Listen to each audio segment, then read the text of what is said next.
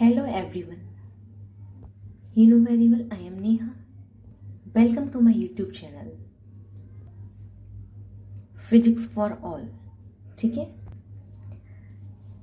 मैं तुम लोगों को यहाँ पर क्या करा रही हूँ, यूपी टीजीटी 2022 इसकी प्रिपरेशन करा रही हूँ। ठीक है, इसमें हमने सबसे पहले तुम्हारा जो चैप्टर स्टार्ट करा है डायमेंशन एंड मेजरमेंट। ठीक है, तो इसमें हमने तुमको डायमेंशनल फॉर्मूला कैसे निकालते हैं ये बताया था। ठीक है, अब आगे का हम देखेंगे कि ड्राइव क्वांटिटीज हैं, व्युत्पन्न जो राशियां हैं उनके डायमेंशनल फॉर्मूला क्या क्या होंगे और नई क्वांटिटीज को हम आज देखेंगे। ठीक है, मैंने तुमको बताया था कि टाइम वेस्ट ना हो इसलिए मैं तुमको बुक से समझा दूंगी। ठीक है, और वैसे मैंने तुमको डायमेंशनल फॉर्मूला कैसे निकालते हैं ये तो समझा दिया है। ठीक है, अगर फिर भी कोई प्रॉब्लम हो तो मुझे कमेंट जरूर करना है। ठीक है, देखो मैंने एक्सेलरेशन तो तुम्हारी डायमेंशनल फॉर्मूला कैसे निकालते हैं ये बता दिया है। अब हम फोर्स पर आते हैं। फोर्स क्या होता है, मास इंटू एक्सेलरेशन। मास के लिए क्या हो जाएगी इसकी डायमेंशनल फॉर्मूला m, और एक्सेलरेशन का भी निकाला था, कल निकाला था, क्या था LT-2। ठीक है, तो फोर्स का क्या हो जाएगा MLT-2। ठीक है, तो फोर्स का डायमेंशनल फॉर्मूला क्या हो गया MLT-2। फोर्स का इंपॉर्टेंट है तुम्हारे एग्जाम के लिए। अब इसके बाद आता है वर्क यानी कार्य। कार्य क्या होता है फोर्स इंटू डिस्प्लेसमेंट यानी बल गुणा विस्थापन, और बल की हमारी डायमेंशनल फॉर्मूला क्या निकल कर आया है MLT-2। और जो डिस्प्लेसमेंट है, ठीक है, इसकी यूनिट क्या होती है मीटर होती है, यानी कि इसकी डायमेंशनल फॉर्मूला क्या होगा L होगा। ठीक है, तो ये इसको हम करेंगे सॉल्व तो क्या हो जाएगा, देखो m यहाँ पर एक है, एक आ गया। ठीक है, एक L ये है, एक L ये है, तो क्या आ जाएगा L2 और T-2। तो वर्ग का जो डायमेंशनल फॉर्मूला निकल कर आया है क्या आया है ML2 T-2। ठीक है, ठीक है, तो तुम ये वर्ग का याद रखना डायमेंशनल फॉर्मूला और फोर्स का। ठीक है, और ये जो बेग का है ये सब जगह यूज होता है, मोस्टली आ जाता है यूज में। अब इसके बाद हम देखते हैं शक्ति का डायमेंशनल फॉर्मूला क्या होगा। शक्ति यानी पावर। पावर क्या होता है, पावर का फॉर्मूला क्या होता है कार्य बटे समय। कार्य करने की क्षमता को हम क्या बोलते हैं शक्ति बोलते हैं। इतने समय में हमारे कार्य करने की इतनी क्षमता है, वो हमारी क्या कहलाएगी पावर। वर्क की यूनिट अभी हमने निकाली थी, क्या थी ML2 T-2, और समय की क्या होती है T होती है, तो क्या आ गया ML2 T-3। ठीक है, ये T एक ऊपर पहुंच गया। इसके बाद आ जाएगी घनत्व की। घनत्व यानी डेंसिटी। डेंसिटी का फॉर्मूला क्या होता है मास पर वॉल्यूम। D = मास पर volume, D for density. Density = मास पर वॉल्यूम। ठीक है, और मास के लिए डायमेंशनल फॉर्मूला क्या होता है m होता है, और वॉल्यूम के लिए निकाला था L3, तो ये हो जाएगा ML-3। ठीक है, इसके बाद आता है मोमेंटम, संवेग। संवेग क्या होता है द्रव्यमान गुणा वेग। ठीक है, द्रव्यमान के लिए m हो जाएगा, और वेग तुम्हारा बताया था क्या होता है LT-1, तो ये संवेग का डायमेंशनल फॉर्मूला हो जाएगा MLT-1। इसके बाद आता है गतिज ऊर्जा, काइनेटिक एनर्जी। काइनेटिक एनर्जी क्या होती है हाफ mv²। ठीक है, हाफ m यहाँ पर मास है यानी द्रव्यमान इंटू v² यानी वेग का स्क्वायर। मास के लिए क्या हो जाएगा m हो जाएगा। ठीक है, और वेग के लिए क्या हो जाएगा बताया था LT-1 इसका स्क्वायर। ठीक है, इसका स्क्वायर करेंगे तो ये हो जाएगा ML2 T-2। ठीक है, तो ये डायमेंशनल फॉर्मूला निकल कर आ जाएगा। अच्छा एक चीज देखो, ये वर्क की तुम्हारी डायमेंशनल फॉर्मूला आया था, क्या आया था ML2 T-2, और एनर्जी का यानी काइनेटिक एनर्जी का भी क्या आया है ML2 T-2। ठीक है, सेम आता है। सेम क्यों आता है क्योंकि वर्क क्या है एनर्जी की फॉर्म में होता है। ठीक है, एनर्जी की फॉर्म में होता है, तो वर्क का जो डायमेंशनल फॉर्मूला है वो एनर्जी के फॉर्मूले के इक्वली आएगा। अब इसके बाद आती है गुरुत्वीय स्थिति ऊर्जा, ग्रेविटेशनल पोटेंशियल एनर्जी। इसके लिए क्या होता है mgh होता है, U = mgh। ठीक है, m क्या होता है द्रव्यमान, और ये गुरुत्वीय त्वरण इंटू एच क्या होती है, हाइट यानी ऊंचाई, ठीक है, दूरी भी बोल सकते हैं।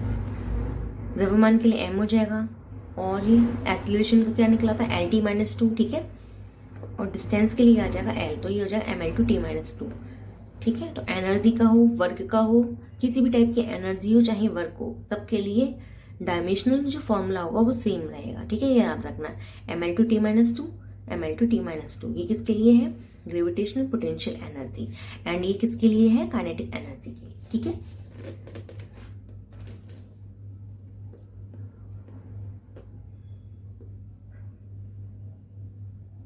इसमें तुम काइनेटिक एनर्जी का ध्यान रखना, ठीक है। अब इसके बाद आता है दाब का। दाब भी अच्छा है, दाब का पूछ लिया जाता है, ठीक है। प्रेशर क्या होता है, फोर्स अपन एरिया, पर यूनिट एरिया में कितना फोर्स लगाया गया है, ठीक है, वो क्या कहलाता है, प्रेशर कहलाता है, यानी दाब कहलाता है, ठीक है। और वल की हमें यूनिट पता है, डायमेंशनल फॉर्मूला पता है क्या होता है, M L T minus two, और एरिया का क्या होता है, एल टू, तो ये हो जाएगा M L minus one T minus two, ठीक है। अब इसके बाद आ जाएगा आवेग। आवेग क्या होता है, आवेग के लिए होता है बल गुणा समय,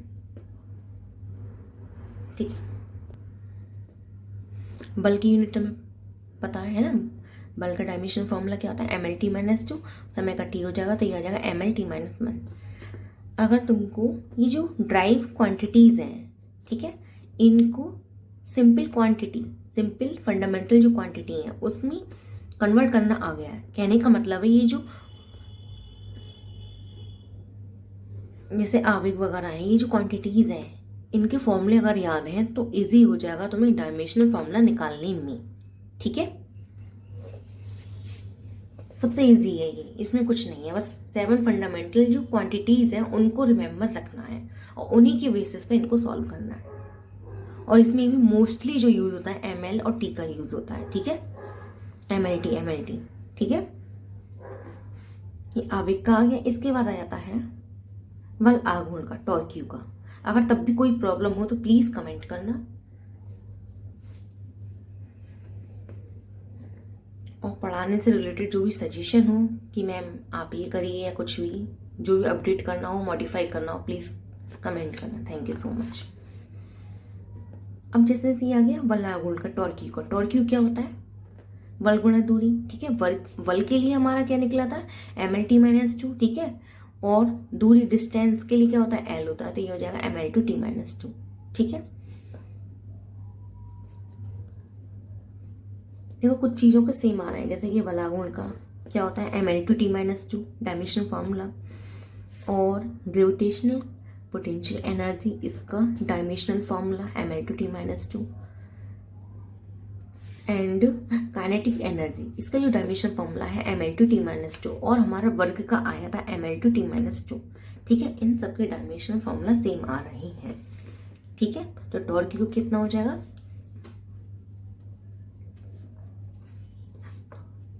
टॉर्क का हो जाएगा M L two T minus two, ठीक है। अब इसके बाद आता है प्रतिबल। प्रतिबल क्या होता है, बल बटे क्षेत्रफल, ये होता है प्रतिबल, ठीक है। और बल की यूनिट में पता है क्या, बल का डायमेंशनल फॉर्मूला पता है क्या होता है, M L T minus two, ठीक है। एरिया का क्या होता है, एल टू, तो ये हो जाएगा M L minus one T minus to.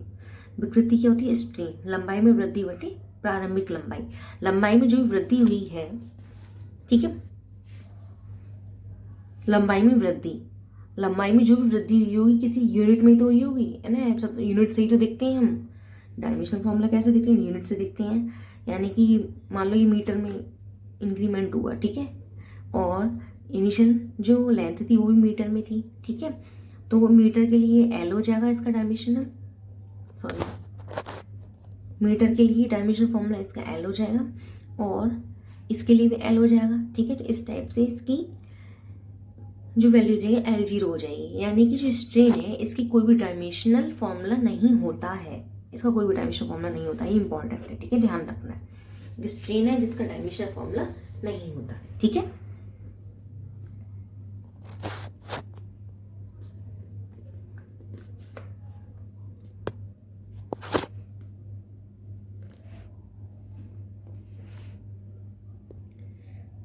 Seventeen quantity है मॉडुलस ऑफ इलास्टिसिटी, प्रत्यास्थता गुणांक, इसका फॉर्मूला क्या होता है, प्रतिबल बटे विकृति। अभी प्रतिबल के लिए हमने ये निकाली थी, क्या थी, ml-1 t-2, ठीक है। और स्ट्रेन के लिए कोई भी डायमेंशनल फॉर्मूला नहीं है, तो इसकी भी क्या हो जाएगी, प्रतिबल और प्रत्यास्थता गुणांक दोनों के लिए डायमेंशनल फॉर्मूला सेम हो जाएगा, ठीक है। जिसके सेम हो वो भी ध्यान रखना। ऑब्जेक्टिव में स्टेप से बन जाता है कि किनका डायमेंशनल फॉर्मूला सेम है और किसका डिफरेंट है, ठीक है। बस फॉर्मूला पता हो तो हम इजीली निकाल सकते हो, तब भी बता दोगे, ठीक है। ऐसे ही सरफेस टेंशन का निकाल लेंगे, बल बटे लंबाई, ठीक है। तो ये हो जाएगा mt-2, ठीक है। ऐसे ग्रेविटेशन कांस्टेंट का, ये बहुत इंपॉर्टेंट है, ग्रेविटेशन कांस्टेंट जी, इसका जो फॉर्मूला होता है, ग्रेविटेशनल फोर्स का फॉर्मूला क्या होता है, F = G m1m2/r², ठीक है। यहाँ से हमने जी की वैल्यू निकाल लेंगे, तो जी की वैल्यू क्या हो जाएगी, F r²/m1/m2, ठीक है। यानी बल इंटू दूरी का स्क्वायर बटे द्रव्यमान इंटू द्रव्यमान, ठीक है। तो यहाँ से ये हमने ये वैल्यू यहाँ रख दी, ठीक है। अब इसकी वैल्यूज रख देंगे। देखो बल का पता है, तो हमें दूरी का भी पता है डायमेंशन फॉर्मूला, द्रव्यमान का भी पता है, तो इसको सॉल्व करके ये निकल कर आ जाएगा। तो क्या निकलेगा, ग्रेविटेशनल कांस्टेंट का डायमेंशनल फॉर्मूला m-1l3t-2। ऐसी गुरुत्वीय क्षेत्र की तीव्रता, इसका निकालेंगे, क्या हो जाएगा, गुरुत्वाकर्षण बल बटे द्रव्यमान, ठीक है।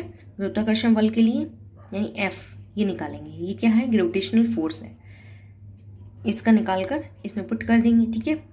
और इसको सॉल्व करेंगे, ये आ जाएगा। इसको सॉल्व करके देखना, अगर कुछ प्रॉब्लम हो प्लीज कमेंट जरूर करना। इसके बाद तुम्हारा आ जाएगा गुरुत्वीय विभव, ग्रेविटेशनल पोटेंशियल। ग्रेविटेशनल पोटेंशियल क्या होता है, वर्क अपॉन मास, कार्य बटे द्रव्यमान। और वर्क का तुम्हें डायमेंशनल फॉर्मूला पता ही है, ठीक है। और मास के लिए ये हो जाएगा, इसको सॉल्व करेंगे तो ये निकल कर आ जाएगा, ठीक है। अब आ जाएगा फोर्स कांस्टेंट। देखिए फॉर्मूला होता है F = kx, तो यहाँ पर k जो क्या कहलाता है, फोर्स कांस्टेंट कहलाता है। k की वैल्यू हो जाएगी F/x, तो यानी कि F क्या है, फोर्स है, और ये क्या है, x लेंथ है, ठीक है। इंक्रीमेंट इन लेंथ, ये जो भी आरोपित बल है, ठीक है। तो इसमें ये हो जाएगा, बल के लिए लगा दोगे, ठीक है, और लेंथ के लिए लगा दोगे, सॉल्व करोगे, आ जाएगा। ऐसे फ्रीक्वेंसी के लिए निकालेंगे, क्या होगा, 1/, आवर्तकाल t-1 हो जाएगा। एंगल के लिए निकाल लेंगे, क्या होता है एंगल के लिए, चाप बटे त्रिज्या। चाप आर्क किस में होगा, किस मीटर में ही होगा, है ना। यूनिट अगर देखी जाए मीटर होगी, तो इसके लिए लेंथ आ जाएगी, एल आ जाएगा। ऐसे ही रेडियस क्या होगी, मीटर या सेंटीमीटर किसी में भी होगी, ठीक है। तो इसके लिए भी लेंथ रहेगा, तो इसकी कोई भी डायमेंशन नहीं होती, ये ध्यान रखना। देखो एंगल का कोई भी डायमेंशनल फॉर्मूला नहीं होता, और स्ट्रेन यानी विकृति का भी कोई भी डायमेंशनल फॉर्मूला नहीं होता, ठीक है।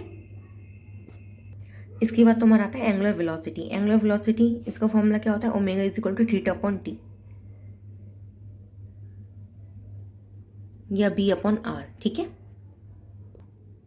ठीक है। कोण बटे समय, कोण के लिए कोई भी डायमेंशनल फॉर्मूला नहीं होता है, और समय के लिए t हो जाएगा t-1। एंगुलर एक्सीलरेशन, कोणीय त्वरण। कोणीय त्वरण के लिए फॉर्मूला क्या होता है, कोणीय वेग बटे समय। कोणीय वेग के लिए क्या निकला, t-1, और समय के लिए क्या आ जाएगा, t, तो t-2, ठीक है। मूवमेंट ऑफ इनर्शिया क्या हो जाएगा, मूवमेंट ऑफ इनर्शिया इसका फॉर्मूला होता है I = mr², I = mr², ठीक है। मूवमेंट ऑफ इनर्शिया का निकालना है, तो क्या हो जाएगा, मास इंटू दूरी का स्क्वायर। मास के लिए आ जाएगा, दूरी के लिए आ जाएगा, ml2 हो जाएगा मूवमेंट ऑफ इनर्शिया का। एंगुलर मोमेंटम, कोणीय संवेग के लिए क्या हो जाएगा, जड़त्व आघूर्ण इंटू कोणीय वेग। कोणीय वेग के लिए क्या निकला है, t-1, और जड़त्व आघूर्ण के लिए भी निकाला है, ये आ जाएगा, सॉल्व कर लेंगे, ठीक है। ऐसे स्पेसिफिक हीट, इसकी वैल्यू क्या हो जाएगी, इसका फॉर्मूला क्या होगा, उसमें ऊर्जा बटे द्रव्यमान गुणा तापीय, ठीक है। फॉर्मूले रख कर इसको सॉल्व करना, ठीक है। इसका फॉर्मूला क्या होता है, उसमें ऊर्जा बटे द्रव्यमान गुणा तापवृद्धि, ठीक है। उसमें ऊर्जा क्या होती है, कोई भी एनर्जी, हमने क्या बताया था, इसके लिए डायमेंशन फॉर्मूला क्या होगा, ml/t-2 होगा, ठीक है। द्रव्यमान के लिए m आ गया, ताप में वृद्धि हुई, इसके लिए थीटा आ जाएगा, ठीक है। तो ये हो जाएगा L2, m से m कैंसिल हो गया, t-2 θ-1। ऐसी ऊष्मा धारिता, इसके लिए निकालेंगे द्रव्यमान गुणा विशिष्ट ऊष्मा, इसको सॉल्व करेंगे, वैल्यूज आ जाएंगी, ठीक है। गुप्त ऊष्मा के लिए हो जाएगा, रेखीय प्रसार गुणांक, इसके लिए हो जाएगा एंड उसमें चालकता गुणांक के लिए ये हो जाएगा, ठीक है। बोल्ट्जमैन कांस्टेंट, इसके लिए क्या होगा, गतिज ऊर्जा बटी ताप। ऊर्जा कोई भी हो mL/T-2 और टेम्परेचर के लिए थीटा, तो हो जाएगा mL/T-2 θ-1, ठीक है। गैस कांस्टेंट P रवा nRT से, ठीक है। तो यहाँ से R की वैल्यू को सॉल्व करेंगे तो यहाँ आ जाएगा, फॉर्मूला लगाकर सॉल्व कर लेंगे। प्लैंक कांस्टेंट E बराबर h न्यू से निकाल लोगे, ठीक है। h की वैल्यू निकालोगे E/न्यू हो जाएगा, सॉल्व करोगे ये हो जाएगा, ठीक है। ऐसे ही वेग प्रबलता के लिए निकाल लेंगे और ऐसे श्यानता गुणांक के लिए निकाल लेंगे। श्यानता गुणांक का बहुत इंपॉर्टेंट है, बल बटे क्षेत्रफल गुणा वेग प्रबलता, ठीक है। सॉल्व करेंगे तो ये आ जाएगा mL-1 T-1।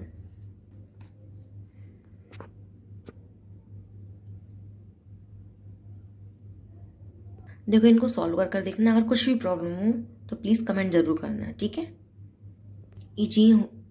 ये आसान है, इजी है, हो जाएंगे आराम से। रिवाइंड कर देती हूँ कौन सी इंपॉर्टेंट है एग्जाम के लिए। वैसे तो ईजी है, आप लोग अच्छे से कर लोगे, ठीक है। तब भी कुछ जो ज़्यादा काफ़ी बार आ चुके हैं मैं उनके लिए बता देती हूँ। इसको एक तो तुम वेग का याद रखना, वेग चाल का, ठीक है। ये तो ईजी है, तुम कर ही लोगे, ठीक है। थोड़ा सा रिमेंबर रखना, और ये स्टार्टिंग ही ये रिमेंबर इसलिए रखनी है, इनसे ही सारे फॉर्मूले आगे बने हैं, ठीक है। फोर्स का इंपॉर्टेंट है, वर्क का बताया था, ठीक है। इनको रिमाइंड रखना, ठीक है। एंड इसमें काइनेटिक एनर्जी ध्यान रखना,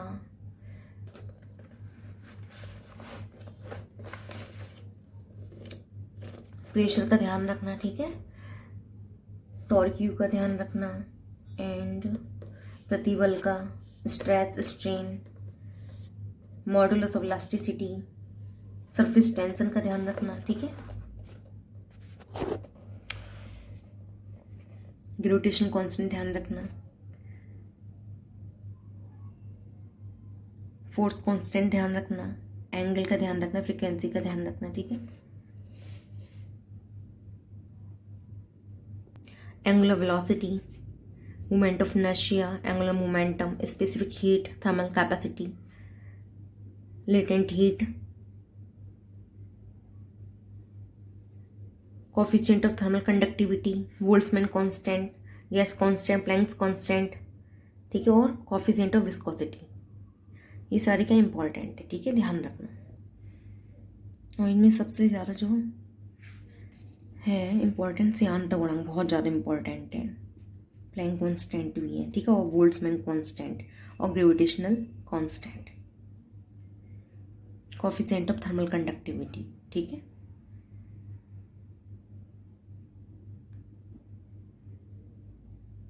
Hope this is helpful for you. Thank you so much for watching my YouTube channel. If helpful for you, please like, share and subscribe my YouTube channel and comment below. Thank you so much.